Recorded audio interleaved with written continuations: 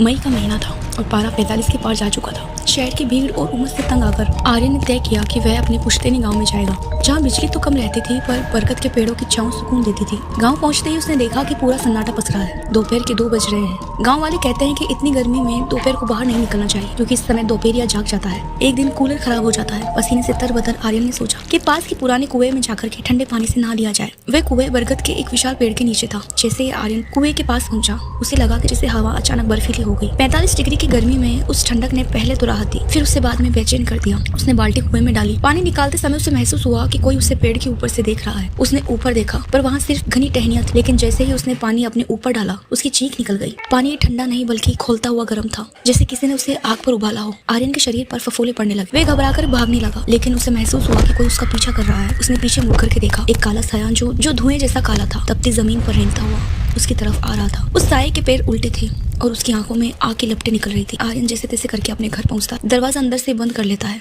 पूरी दोपहर वे डर के मारे कांपता रहा। शाम को जब गांव के बड़े बुजुर्गों ने उसके शरीर पर फफोले देखे, तो उन्होंने बताया कि उसने उस प्यास को जगा दिया है जो हर साल सबसे गर्म दिन में पानी की तलाश में निकलती है। उस रात आर्यन को तेज बुखार चढ़ गया। सपने में उसे वही साया दिखाई दिया जो सिर्फ बार बार कहता रहा, अभी तो सिर्फ पानी गर्म था, अगली बार खून खोलेगा। आर्यन उसी रात गाँव छोड़ करके शहर आ गए। लेकिन आज भी जब बाहर गर्मी पड़ती है तो उसे अपने पीछे किसी के होने का एहसास होता है।